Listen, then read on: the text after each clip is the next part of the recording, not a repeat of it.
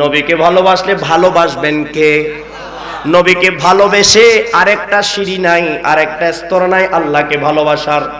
কেউ যদি মনে করেন আমি এখন নবীকে ভালোবাসলাম এরপর আল্লাহকে ভালোবাসবো না, কেউ যদি বলে যে আমি নবীকে ভালোবাসলাম এর অর্থ হলো আমি আল্লাহকেই ভালোবাসলাম। ঠিক না বেটি? প্রিয় নবীর মধ্যে আল্লাহ হাকিকত, এটা কি হাকিকত, সত্য কথা। প্রিয় নবীর মধ্যে কে? আল্লাহ। এই শব্দটা হাকিকতের শব্দ, মারেফত জগতের শব্দ। অনেকে হয়তো বলবেন যে শিরিক করছে মনে হয় হুজুর, এরকমও ভাবতে পারেন। আপনাদের এলাকায় থাকবে বলে মনে হয় না। উনি যে ওয়াজ করেন মাশাআল্লাহ, আমি তো শুনতেছি, সব কাজ করলেও কান তো এদিকেই আমার, ঠিক কিনা? তিনি অনেক সুন্দর হাজির নাজির নিয়ে, এলমে গায়েব নিয়ে অনেক সুন্দর চমৎকার আলোচনা করেন। প্রিয় নবীর জাতে পাকে নূর নিয়ে চমৎকার আলোচনা করেন, আহলে বাইতের প্রেম নিয়ে চমৎকার আলোচনা করেন। সুবহানাল্লাহ বলেন। আমরা এখন শুধু গান শুনি। বক্তা যদি ভালো গান গাইতে পারে, ভালো, এক নম্বর বক্তা, রাইট চিহ্ন, ঠিক না বেঠিক? বক্তা যদি একটু বাউল সঙ্গীত গাইতে পারে, বাহ বাহ, বেশ। মাহফিলটা করেন কেন? এগুলো না করে আপনারা অন্য অনুষ্ঠান করেন। এগুলোর জন্য তো আরো অনেক অনুষ্ঠান আছে, ঠিক না বেঠিক? মাহফিল কেন করেন? শিখার জন্য, বুঝার জন্য, নিজের পরিবর্তন আনার জন্য। এই ওয়াজ, এই মাহফিল, এই আলোচনা লক্ষ লক্ষ টাকা খরচ করে যদি একজন প্রিয় নবীর গোলাম তৈরি হতে না পারেন তাহলে মাহফিল সফল হবে না, ঠিক না বেঠিক?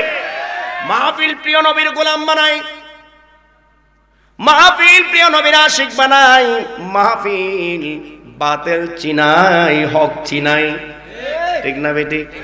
যদি তা না হয় তাহলে সেটা মাহফিল নয়। এখন মাহফিলটাও আর মাহফিল নাই। এখন আর মাহফিল, অনেক জায়গায় রাজনৈতিক মঞ্চ, কি মঞ্চ? রাজনৈতিক মঞ্চ, যার যার মতবাদ তুলে ধরার মঞ্চ। আসল যে মতপথ তুলে ধরে না, কল্যাণের কথা, মানবতার কথা, সব মানুষের মুক্তির কথা তুলে ধরে না। মানুষ কোথায় গেলে মুক্তি পাবে, রহমত পাবে, কল্যাণ পাবে, কোথায় গেলে দুনিয়ায় শান্তি, কবরে হাসরে শান্তি, সে বিষয়টুকুন উঠে আসে না। শুধু এইজনের বিরুদ্ধে বলা, ওইজন এইজনের বিরুদ্ধে বলা, এই বিরুদ্ধচারণের মাধ্যমে এই মাহফিল শেষ হয়ে যায়, লক্ষ টাকা পকেটে করে চলে যায়। আমরা সবাই শুনি, কিছুক্ষণ চিল্লায় বলি সুবহানাল্লাহ, পরবর্তীতে জিজ্ঞেস করা হলে আমি কিছুই জানি না, বুঝি না, হুজুর কি বলল 1 ঘন্টা 2 ঘন্টা কিছুই বুঝলাম না। এই ধরনের যদি মাহফিল হয় তাহলে মাহফিল দিয়ে কখনো নিজের পরিবর্তন হবে না, সমাজ রাষ্ট্র তো অনেক দূরের কথা, ঠিক না বেঠিক? পরিবর্তন চান কি চান না? বলেন কারা কারা চান, হাত তুলে বলি। আল্লাহু আকবার, আল্লাহু আকবার, ইয়া রাসূলুল্লাহ, ইয়া রাসূলুল্লাহ, জিন্দাবাদ, বিশ্ব ইনসানিয়ত বিপ্লব জিন্দাবাদ,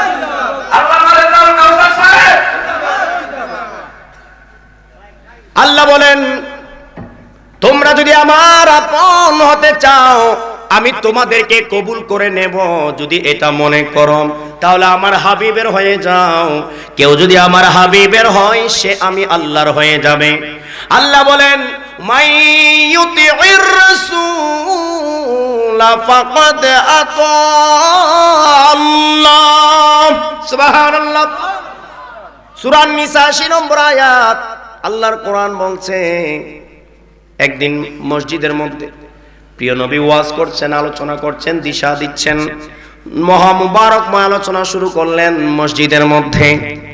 প্রিয় নবী বলছেন উম্মত শোনো, সাহাবীরা শোনো, গুরুত্বপূর্ণ কথা বলবো।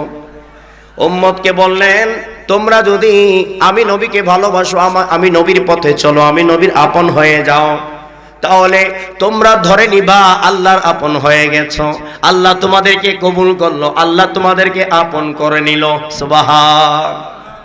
আলোচনাটা খুব খুব গুরুত্বপূর্ণ। আপনারা 1400 বছর পর আসছেন, তাই আপনারা সহজে বুঝতে পারছেন কোরআন হাদিসের দলিলের মাধ্যমে। তখন তো কোরআনের আয়াত নাযিল হয় নাই, তাহলে কত কোরআনের কোনো দলিলও তাদের কাছে ছিল না। তো ওই মজলিসের মধ্যে শুধু সাহাবায়ে কেরামের মধ্যে ঈমানদার ছিল তা কিন্তু নয়, সাহাবী ছদ্মবেশী মুনাফিকও ছিল। কি ছদ্মবেশী? সাহাবী ছদ্মবেশী, সাহাবী দাবিদার, মুনাফিকও ছিল। আল্লাহর প্রিয় নবী বললেন, সাহাবীরা শোনো, তোমরা যদি আল্লাহকে পেতে চাও তাহলে আমি নবীর আপন হও, আমি নবীর আপন হলে তোমরা আল্লাহর আপন হবা, আমি নবীর পক্ষে আসলে তোমরা আল্লাহর পক্ষে যাবা। এই কথা যখন বললেন, সাহাবায়ে কেরাম যারা ঈমানদার তারা সবাই অকপটে বিশ্বাস করলেন, কেননা তারা জানে, তারা বিশ্বাস করে আল্লাহর নবী যাই বলেন তাই কোরআন, আল্লাহর নবী যাই বলেন তাই আল্লাহর পক্ষ থেকে বলেন। সুবহান, এটা ঈমানদারের ঈমান।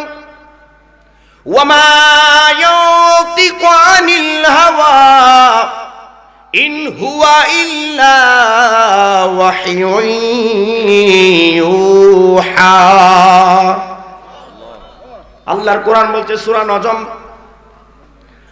আমার হাবিব যা বলেন সবই আমার পক্ষ থেকে ওহী, ওহী, ওহী, ওহী ছাড়া কিছুই নয়। কোরআন বললে সেটা ওহী, হাদিস বললে সেটা ওহী। কোরআনটাও আল্লাহর নবীর জবান দিয়ে আসছে, হাদিসটাও আল্লাহর নবীর জবান দিয়ে আসছে। কোরআন নাযিল হয়েছে প্রিয় নবীর উপর, আমাদের উপর নয়, মানুষের উপর নয়, সাহাবীদের উপর নয়। কোরআন আসছে প্রিয় নবীর কাছে, ওই প্রিয় নবী বয়ান দিচ্ছেন জবান দিয়ে। এই জবান মুবারক দিয়ে সাহাবায়ে কেরাম বলেছেন এটাই কোরআন, এটাই এই সূরা, এটা এই সূরা, এটা এই আয়াত, এটা এই আয়াত, এটা এই দিশা, এটা ওই দিশা, এভাবে বলে বলে আল কোরআন হয়েছে। আল্লাহর কোরআন প্রিয় নবীর কাছে, আর প্রিয় নবী বয়ান দিলেন সাহাবীদের কাছে। সুবহানাল্লাহ, ঠিক না বেটি? বাণী কার? জবান কার? জোরে বলেন, জবান কার? আল্লাহর কি জবান আছে? আল্লাহ জবান থেকে পবিত্র, আল্লাহ কান থেকে পবিত্র, চোখ থেকে পবিত্র। লাইসা কামিসলি শাই, আল্লাহর সাথে কোনো বস্তুর তুলনা নেই, আল্লাহ কারো মতো নয়। আমাদের জবানের প্রয়োজন কথা বলার জন্য, আল্লাহর জবানের প্রয়োজন হয় না। শোনার জন্য আমাদের কানের প্রয়োজন, আল্লাহর কানের প্রয়োজন হয় না, ঠিক না বেটি? দেখার জন্য আমাদের চোখের প্রয়োজন, আল্লাহর চোখের প্রয়োজন হয় না। আল্লাহ এসব থেকে পবিত্র। আল্লাহর বাণী, আল্লাহর বাণী, আল্লাহর কালাম, জবান ছিল আমার নবীর। আল্লাহর প্রিয় নবী সাহাবায়ে কেরামের কাছে আল্লাহর বাণী শুনিয়েছেন। এটাই কোরআন, আল্লাহর বাণী, সেটাই হাদিস। অর্থাৎ প্রিয় নবীর বাণীটাই হলো আল্লাহর বাণী, আল্লাহর বাক্য, আল্লাহর শব্দ। সুবহানাল্লাহ। এজন্য গ্রামার অনুযায়ী ওহী দুই প্রকার। ওহী কয় প্রকার? দুই প্রকার। ওহী মাতলু, ওহী গায়রে মাতলু। ওহী মাতলু মানে কোরআন, যেটা কোরআন নামাজের মধ্যে তেলাওয়াত হয়। ওহী গায়রে মাতলু হাদিস, যেটা নামাজে তেলাওয়াত হয় না। শুধু পার্থক্য হলো তেলাওয়াত হয় আর তেলাওয়াত হয় না, দুটাই ওহী। সাবধান, কেউ যদি বলেন কোরআন ছাড়া কিছুই মানি না, তার ঈমান নাই, ঠিক না ঠিক? কেউ যদি বলে শুধু হাদিস মানি, তার ঈমান নাই। তাই আমরা বলি আহলে সুন্নাত ওয়াল জামাত, কোরআন হাদিস ইজমা কিয়াসের নাম হলো আহলে সুন্নাত ওয়াল জামাত। আওয়াজ দিয়ে বলুন সুবহানাল্লাহ, ঠিক না বেটি? ভিন্ন ভিন্ন দল আছে, আহলে কোরআন আর আহলে হাদিস নামে দল পাওয়া যায়। আমার হুজুর ব্যাখ্যা দিবেন, আরো সমস্যা নাই, আমি ওই ব্যাখ্যায় যাব না। আছে কি নাই? আছে। শুধু আহলে কোরআন যেমন হয় না, শুধু আহলে হাদিসও বলেন না হয়। হয়। কেউ যদি বলে আমি শুধু হাদিস মানি, সেটাও ঈমান নয়। কেউ যদি বলে আমি কোরআন মানে আর কিছুই মানি না, সেটাও ঈমান নয়, ঠিক না বেটি? আমি কোরআনও মানি, হাদিসও মানি, সাহাবায়ে কেরামের ইজমা মানি, যে বিষয়ের উপর সাহাবীরা সবাই একমত সেটাও আমি মানি, এবং ইমামদের বড় বড় কিয়াস, যেটা কোরআন হাদিস মোতাবেক কিয়াস, সে কিয়াসের সিদ্ধান্ত আমি মানি। সুবহানাল্লাহ, ঠিক না বেটি? সাবধান, এই যে আজকে জুমার দিন গেল, জুমার দিন গেছে না? গেছে কিনা? জুমার দিন গেল, জুমার মধ্যে আজান কয়টা হয় বলেন সবাই, কয়টা? কিন্তু প্রিয় নবীর জাহেরির সময়ে দুইটা আজান ছিল না, একটা ছিল। ইমাম সাহেবের সামনে যে আজান দেওয়া হয় সেই আজান ছিল, বাহিরে যে আজান দেওয়া হয়, মাইকে যে আজান দেওয়া হয়, সে আজান জুমার দিনে ছিল না। প্রিয় নবীর জাহেরির সময়ে সেটা ছিল না। হযরত উসমান জিন্নুরাইন রাদিয়াল্লাহু তাআলা আনহু যখন খেলাফতকালীন সময়, ওই সময়ের মধ্যে মানুষের কল্যাণের জন্য, ভালোর জন্য, সুবিধার জন্য তিনি আরেকটা আজানের প্রচলন করেছেন, যেটা আমরা এখন প্রথমে দিয়ে থাকি। সুবহানাল্লাহ। কোরআনও পাবেন না, হাদিসও, কিন্তু আমল আছে কি নাই? কোন মসজিদ আছে দুইটা আজান হয় না? বলেন সবাই বলেন। আপনাদের করিমগঞ্জে কি এমন মসজিদ আছে দুইটা আজান হয় না? তো ওই দুইটা আজান দে হয়, কখনো আপনারা জিজ্ঞেস করেন নাই, আলেমরা জিজ্ঞেস করেন নাই এই দুইটা আজান কোরআন হাদিসের কোথাও আছে কিনা? কেউ বলেন নাই, করেন নাই। আমরা না জেনো না বুঝেও আমল করি, ঠিক না বেটি? আমরা না জেনে না বুঝে আমল করি, কারণ এটা কল্যাণ অকল্যাণ নয়, এই কাজটা খারাপ নয়, ভালো। এই জন্য এটাকে শুধু বেদাত বেদাত বললে হবে না, এটা হলো বেদাতে হাসানা, ঠিক না বেটি? এক সময় ফতোয়া দিত, আমার হুজুররা ভালো জানেন, পাকনা পাকনা দাড়িওয়ালারা ভালো জানেন। এক সময় বড় বড় মোল্লা দাবিদার বড় বড় ওয়াজ মাহফিল করে ফতোয়া দিত, মোবাইল জায়েজ নাই, টেলিভিশন ভিডিও বেদাত, ছবি তোলা হারাম হারাম হারাম, ঠিক না বেটি? ফতোয়া কিন্তু 10 বছর আগেও দিয়েছে, আপনারা জানেন নাকি? আমিও জানি। এইসব ফতোয়া কিন্তু 10 বছর আগে মোবাইলে ছবি তোলা হারাম হারাম হারাম। এখন দেখি তাদের মাহফিলের মধ্যে হাজার হাজার ক্যামেরা, ঠিক না বেটি? আমাদের এখানে কয়তো 10টা 20টা আসছে, তাদের এখানে 10টা 20টা যায় না, শত শত হাজার হাজার যায়। তারা আবার অহংকার করে আমাদের মাহফিলে 1000 ক্যামেরাম্যান। কি ম্যান? এতদিন যেটা বেদাত ছিল এখন সেটা দাত হয়ে যায়। তাই সুন্নিরা যা বলে তাই কোরআন হাদিস, শেষ পর্যন্ত সুন্নিদের কাছেই আসতে হবে, এই ধারায় আসতে হবে। এটা ছাড়া সমাজে চলা সম্ভব নয়, ঠিক না বেটি? যারা ছবি তোলা হারাম হয়, ফেসবুক খুললে দেখি তাদের ছবি বেশি দেখা যায়, ইউটিউবের মধ্যে তাদের ওয়াজ বেশি দেখা যায়। ওরে মোল্লার গোষ্ঠীরা শোনো, এতদিন তোমরা কেন মানুষকে বিভ্রান্ত করলা? হারাম হারাম বেদাত বেদাত বললে চিৎকার করলা, এখন তো তোমরা সেখানে পড়ে গেলা। তাহলে এমন কোন ফতোয়া দিও না যেটার মধ্যে তুমি নিজে আটকে যাও, সাবধান হয়ে যাও। আমরা কখনো এই ধরনের ফতোয়াবাজি করি নাই, শুধু এতটুকুন বলি প্রয়োজনে জায়েজ, প্রয়োজনে। এটা আপনার উলামায়ে কেরাম এদের ঘাড়ে এদের ফতোয়া পড়ছে, এদের ঘাড়ে এদের ফতোয়া পড়ছে। এখন এরাই বেদাত, এরা কি বেদাত। মাইন্ড করবেন না, বুঝার জন্য বলছি, একটু ব্রেন খুলেন। আমি কারো দুশ্মনী করছি না, কারো গীবত করছি না, সবার হেদায়েতের রাস্তাটা খুলে দিচ্ছি। সবাই আসুক, সত্যটা বুঝুক, সবাই কল্যাণের পথে আসুক। এটা আমাদের প্রত্যেকের চাওয়া কিনা? বলেন কার কার চাওয়া? হাত তুলেন। মাশাআল্লাহ, আল্লাহু আকবার, ইয়া রাসূলুল্লাহ। তাহলে কি বললাম? যেটা সেটাকে বেদাত বলে চিৎকার করিয়েন না। আমরা যে কোরআন পড়ি এখন, যে কোরআন 30 পারার কোরআন, এই কোরআনটা প্রিয় নবীর জাহিরি সময়ে ছিল না। তখন গাছের মধ্যে ছিল, পাথার মধ্যে ছিল, পাথরের মধ্যে ছিল, আর কারো কারো সিনার মধ্যে ছিল, কিন্তু কাগজের মধ্যে ছিল না, ঠিক না বেটি? আবার হাড়ের মধ্যে ছিল। যে যেভাবে পারছে সেভাবে সংরক্ষণ করেছে। এই কোরআন পান্ডুলিপি আকারে যেটা আমরা এখন তেলাওয়াত করি, এটা ছিল না প্রিয় নবীর জাহিরি সময়ে।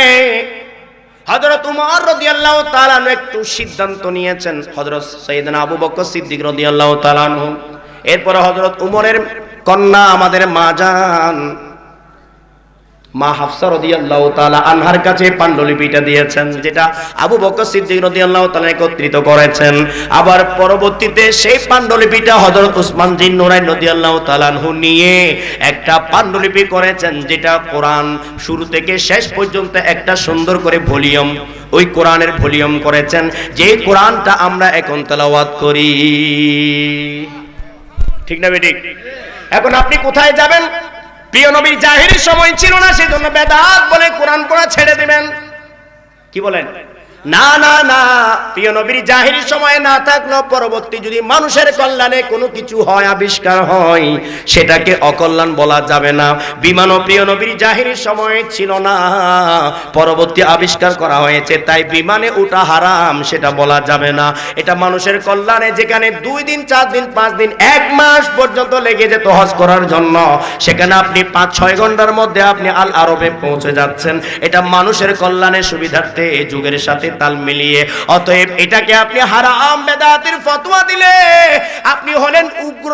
আপনি ইসলাম বুঝেন নাই, দ্বীন বুঝেন নাই। ইসলাম হলো সর্বাধুনিক, ইসলামের চেয়ে বড় আধুনিক আর কিছু নাই। যুগের সাথে ইসলাম মিলতে হবে, যদি না মিলে তাহলে আপনি ইসলাম বুঝেন নাই।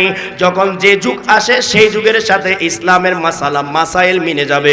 আওয়াজ দিয়ে বলুন সুবহানাল্লাহ। ঠিক না বেঠিক? এই জন্য আমরা শুধু আহলে কোরআন নই, আহলে হাদিস নই, আমরা হলাম আহলে সুন্নাত ওয়াল জামাত। ঠিক না বেঠিক? কোরআন হাদিস ইজমা কিয়াস সব মিলেই হয় ইসলাম। ইসলাম থেকে কোনো কিছু আলাদা বলেন না, ইসলাম থেকে কোনো কিছু বাদ নয়। এই জন্য ইসলাম, এই ইসলাম মুসলিম যদি হয়ে থাকতে হয় তাহলে সব কিছুর অনুসরণ অনুকরণ করতে হবে। আল্লাহ পাক রব্বুল আলামিন প্রিয় নবীকে বলেছেন, আমার হাবিব নিজ থেকে কোনো কিছুই বলেন না, যা কিছু বলেন সবই কোরআন। নবীর বাণী সবই কোরআন, নবীর বাণী সবই সত্য। ঠিক না বেঠিক? এজন্য কোনো কিছু ফেলতে পারবেন না।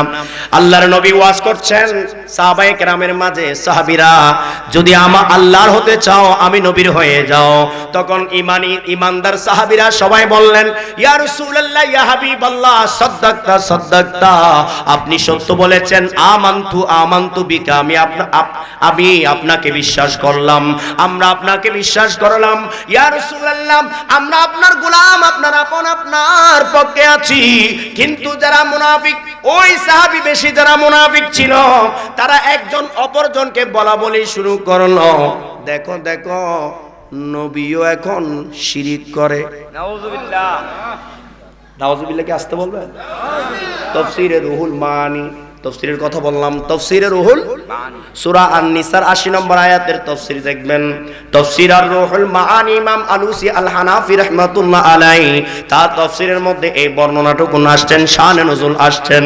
এই আয়াত নাজিলের প্রেক্ষাপট তিনি বয়ান দিচ্ছেন।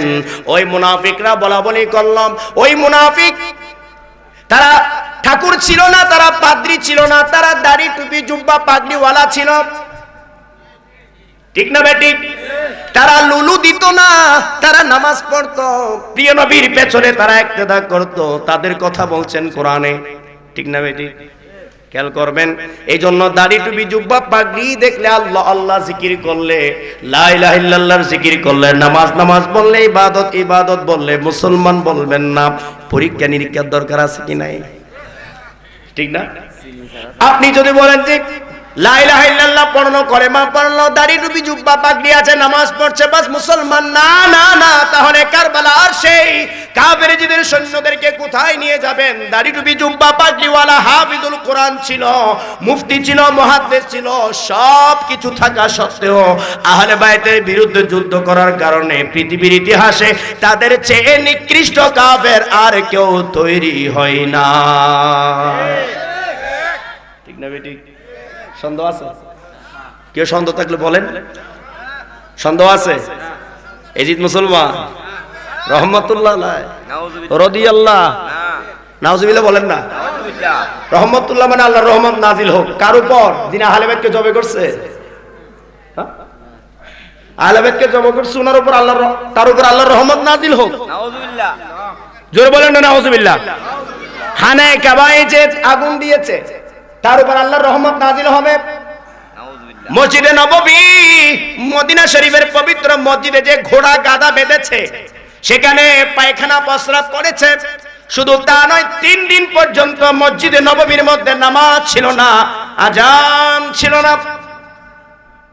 3 দিন পর্যন্ত ইবাদত বন্দেগী হয় নাই, জামাত হয় নাই, নামাজ হয় নাই, আজান হয় নাই। এরাও নাকি মুসলমান? না, প্রশ্ন আসে না। অনেকে হয়তো বুঝার জন্য বলে এজিদি মুসলমান, হুসাইনি না। মুসলমান কয়টা? একটা। আজকে শিখে নেন, মুসলমান কয়টা? মুসলমান 2 ধরনের হয় না। এজিদি বলবেন, আবার মুসলমান কিভাবে বলবেন? ঠিক না বেঠিক? এই জন্য মুসলমান পবিত্র, পবিত্র কোনো অপবিত্রর সাথে লাগে না, ঠিক না? দুধে আর মুতে এক হয় না, প্রস্রাব আর পানি এক হয় না, একটার সাথে একটা লাগাতে পারবেন না, লাগালে একটার গুণ আর একটাতে থাকে না, নাপাক নাপাক হয়ে যায়। তাই মুসলমান তো মুসলমান পবিত্র শব্দ, মুমিন তো মুমিন পবিত্র শব্দ, আর কাফের মুমিন একসাথে হয় না, মুসলিম আর অমুসলিম একসাথে হয় না। তাই কেউ যদি বলেন যে যিনি মুসলমান আর হুসাইনি মুসলমান শব্দটা চরম ভুল, না বুঝে অনেকে বলেন, প্রেম থেকে বলেন, বুঝার জন্য বলেন, কিন্তু কথাটা সত্য নয়। আজ থেকে আমরা বলবো শুধু মুসলমান যদি থাকে সেটাই হলো ইমাম আকবর ইমাম হুসাইনের মুসলমান। ঠিক কিনা? আরো যারা বলে ঠিক কিনা? এজিদের ধারায় কেউ ইমানদার নয়, মুসলমান নয়, সাবধান। এজিদি কখনো মুসলমান নয়। কেউ যদি বলে, এবারে যুক্তি দিই, দলিল দেই। এখন আপনি বলছেন হুজুর এজিদকে কাফের বলছেন, আসলে আমি বলি নাই, আমি বলি নাই, কিন্তু কাফের আগে থেকে ঘোষণা, ঠিক না? ঠিক। ইবলিসের নাম শুনছেন? শুনছেন সবাই? কথা বলবেন আমার। ইবলিসের নাম শুনছেন? দেখছেন কখনো? দেখা সাক্ষাৎ হয়েছে? ইবলিস কেন বিতাড়িত হলো? আউযু বিল্লাহি মিনাশ শাইতানির রাজীম।